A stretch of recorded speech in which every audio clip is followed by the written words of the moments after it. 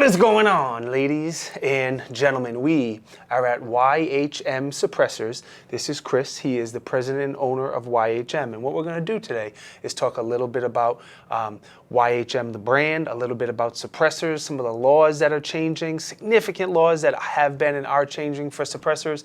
And then, of course, we're going to talk a little bit about their suppressors as well. So, how you doing? I'm doing good. How are you? That's good. I'm very good. Thank you for having us. Yeah. I'd like you to start to tell my audience, a little bit about YHM Suppressors. Like when I walked up, the sign says created in 1951 or started in 1951. I was like, wow. So tell us a little bit about YHM. Yeah. So obviously, 1951, it wasn't me. But so the brief history of YHM is it was started by my grandfather and his business partner Red Judd in Red's garage. That's a great name. Yeah. And the name Yankee Hill came from in their neighborhood where he lived. That area was locally known as Yankee Hill. So Yankee Hill Machine just made sense. Yeah. And they made primarily like bolts and screws and threaded components and stuff like that.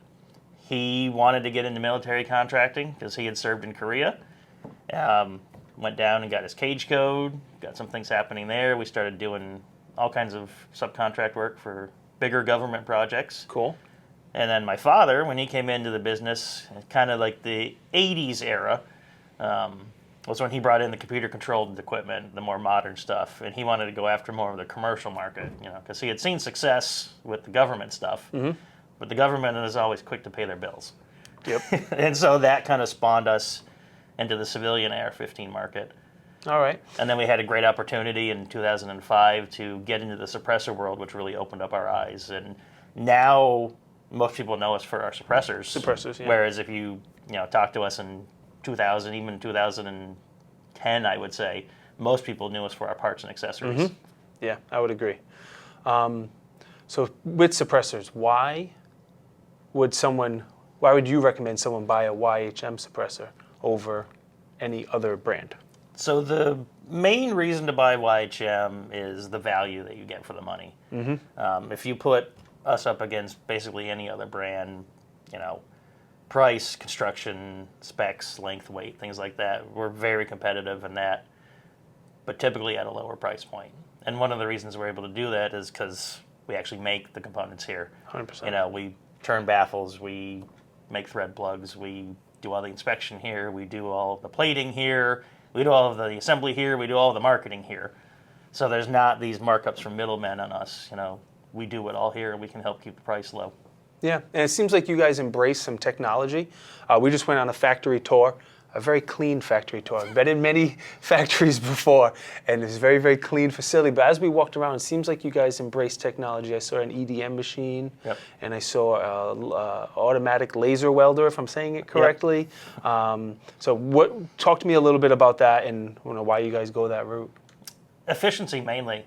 In order to keep the price low, we need to embrace new technology that's more efficient. We can get more parts per hour and a better quality product. So the EDM, like you mentioned, that's one of the coolest machines to watch. If my grandfather could see that today, he'd be like, "You're cutting metal with electricity? Like, how does this work?" Yeah. So that lets us give a very accurate bore to the suppressor. So basically, we mount it the same way you would mount it to a firearm. Okay. That allows us to finish the bore of the suppressor, and it actually allows us to make like a conical shape to the bore. So there's a little more margin of error as the actual bullet gets further and further from the rifle bore. Okay. So with that machine, it's just consistent every single time. Yeah. Excellent. And it's basically a hands-off operation. The operator can load it up, hit start, and the machine does its thing. He comes back, nice. Unloads it, loads it up again. Fantastic. And it just runs and runs and runs. Yeah, robots are great. Yeah. They're great. Let's talk a little bit about the suppressors. What are your suppressors made out of? So primarily, at least on our centerfire rifle suppressors, they're going to be 17-4 stainless steel. Mm-hmm. And then the blast baffle is going to be cobalt 6, which is a very high nickel, strong, heat-treatable alloy. All right. I never heard of cobalt 6 before. Yeah, cobalt 6 is becoming more and more popular. Just like years ago, stainless suppressors were made out of 304 or 316. Mm-hmm. Now they're moving into a little more exotic alloy of 17-4. Same with the blast baffles. What used to be tool steel then became Inconel. Now cobalt 6 is kind of the next big thing. Interesting. What are your most popular suppressors? Far and away the R9. Which one's that? to point out of here, that's the 5.56. Looks like it's going to be, oh, no, right here, direct red. So this Okay. is our R9. And one of the reasons it's so popular is due to its versatility. So it's a relatively compact suppressor, but it is capable of obviously shooting 9mm, but it'll handle rounds up to 308 Winchester. Oh, wow. So this was born from direct conversations of people at the NRA show. Basically, new people to suppressors said, I want one suppressor that can do everything. And of course, follow-up question is, well, what's everything? And most people have a 5.56, a 308, 300 blackout, 9mm. That's most people's arsenal. And so the R9 covers that great. Excellent. So when you get one can for multiple calibers, are you losing a little bit of sound? Yeah, there's a little bit of a sacrifice, you know, because obviously You're trading the convenience for a little bit of sound. Yeah, suppression. Exactly. The R9 is still a really good performer, even on 308 and 5.56. The R45 is a similar concept, but with a 45 caliber bore, but it's just so much larger, you do lose more on 5.56 and 30 cal. What are your newest suppressors? The newest one is our Victor 12. That's the big shotgun. That's the big shotgun suppressor there, yep. So we've got it in our full 12-length configuration, but you can shorten it in 2-inch sections all the way down to 6 inches. Excellent. I'm very much looking forward to going and shoot that in a little while. It is a pleasure to shoot that thing. It is. That's fantastic. Suppressed shotgun. Anything suppressed is wonderful. Yeah. But a suppressed 22 and a suppressed shotgun is just a little special, in my opinion. Yeah, the 22s, it's just, you know, grown men giggle when you first show them that. They're like, really? It's that quiet? That's awesome. Especially if you get a full auto suppressed Yes. 22. Now that's magic right there. Yep. And then, yeah, just shotgun, you're just like, how are they doing it with wads and cups and all that stuff? So, yeah, it's cool to see that all come together. It's true. It's true. All right, so someone mentioned to me that you are also on the American Suppressor Association board. Yep. What is that? So the ASA is a trade organization whose primary goal is to grow suppressor ownership and increase suppressor ownership legality throughout the United States. Makes sense that you would be involved in that. Yes. Makes sense. So if you could tell the folks out there just a brief description of what laws are changing and what can they expect coming up the next few months with suppressors. Yeah, so obviously the big one is come January 1, the tax stamp price goes from $200 to $0. That's the big one right So there. there's still a tax stamp. Yep. It's just there's no cost to the tax stamp. Yeah, so you still have to go through the registration process, the Form 4 process, all that. It just doesn't cost you $200. You know, Excellent. Which is great, because if you talk to most suppressor people, you know, they don't like the registration process, they don't like the wait time, they don't like the $200 tax. Wait time is nearly eliminated at this point. You know, we've got 5-day turnaround in most cases. Yep.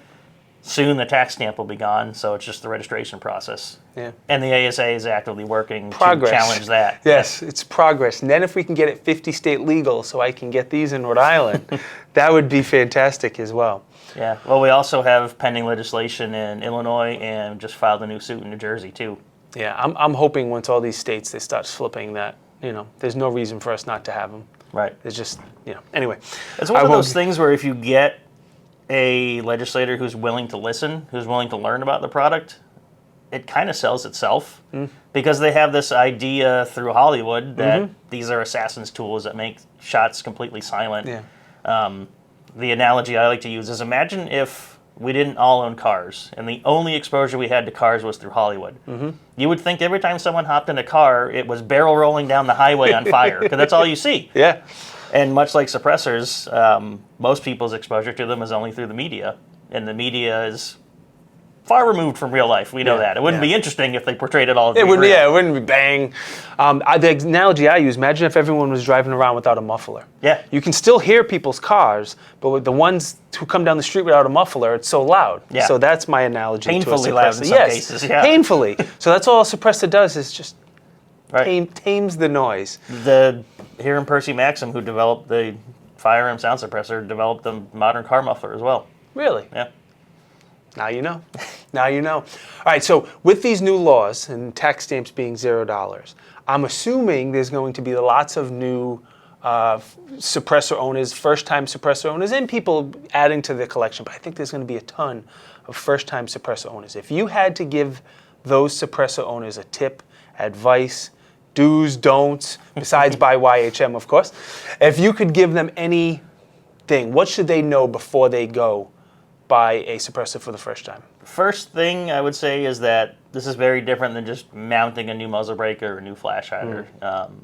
It's a precision product that holds the bullet for some period of time. You need to make sure that you've got good threads on your barrel and that those threads are properly aligned to the bore. A lot of manufacturers will just throw threads on the barrel, grabbing it on the outside diameter. They don't really care where the bore is because they know they're putting an A2 flash hider or something non-precise on it. So at the very least, take and make sure that when you thread your suppressor and your mount on, you can at least see light at the other end. We've seen some really bad examples where you've got a crescent moon and they're so excited to finally get the suppressor and to finally shoot it, they don't take the time to actually make sure that everything is actually mating properly. Yes, so that's important. Take your time. You don't want to shoot the end of your Make sure suppressor. everything looks good. If you've got a suppressor alignment rod or even a drill rod, go ahead and run that through the bore. Make sure that it passes through the suppressor with ease without touching anything. Okay. Like I said, just don't get overexcited and go and shoot it before you've had a chance to make sure that everything looks good. Solid advice. Now, what about the process of buying a suppressor? Because obviously when someone goes to buy a firearm, we all do that 4473. Do you know, or can you speak to what's different on the process of buying a suppressor? The process is as different as it is the same. Okay. So it's kind of akin to registering a car. Basically, you're saying, like with the 4473, this suppressor is now in my possession. There's a paper trail basically from the time a suppressor is born, until the time it's destroyed, that the ATF keeps track of. And so it seems daunting because they want you to submit fingerprints and passport photos and fill out a different form. It's really not that complicated of a process. Basically, you've got a section about who you are, a section about what the can is, and then, like I said, the fingerprints and the passport photos. The passport photos, they literally do nothing with. The fingerprint card, the only piece of information they use off of that is your social security number. Okay. And they use that to perform a NICS check. Okay. So there's So no it super is secret similar, double yeah. probation background check. It's just a different process, Yeah, and if you guys have ever seen those in your shop, the electronic kiosk, I think they're Silencer Central, Silencer Shop for sure. Silencer Shop. I think there's a few. A others lot out of gun stores have the electronic shops where you can go in and literally put your fingerprints and fill everything electronically, and that makes it so much. Not that I've ever done it, but it makes it so much easier. Doing them electronically. Yeah, I mean, I've got my fingerprints in their system, and I've got my thing ready to go, and I live in Massachusetts, too, so I feel your pain, but I want to know the process. Yeah. Yeah, because it's a lot of daunting for people to go and get fingerprinted at the police station on ink. Nobody wants to do that if they don't have to, so if you can do it right in the gun store there. A lot easier. And your fingerprints are good for life. They don't change. Your passport photo has to be within a year, and you just literally update it on your cell phone. Oh, that's easy. Yep. All right. Anything else you want to tell them about suppressors or YHM or? Yeah, I think we covered it for the most part. We're just really proud to be, third generation family, USA made, USA great. sourced materials whenever possible, and trying to do things right. We're not some big corporation. It's me running the show, so I've got to look at myself in the mirror and know that I made good decisions day after day. So Awesome. And where can they find YHM? So you can find YHM at yhm.net. Okay. Short and sweet. All right. What about socials? Socials are going to be at YH Machine Co. Okay. We're on LinkedIn, Facebook, Instagram, Twitter to some extent. Those are the main ones for us. All right. And of course, we've got a YouTube channel with product information videos mainly, but also some at the range fun stuff. Excellent. So actually, after this, right now, we are going to go to the range. We're going to shoot a bunch of their suppressors, and we're going to do another video that's more product-based. So if you want more information on specific products, I'll release that video a few days after this video. And thank you for your time. Yeah, of course. Appreciate it. Let's get to the range and make things go pew. Let's do it, but quietly. That's why it's pew, not bang.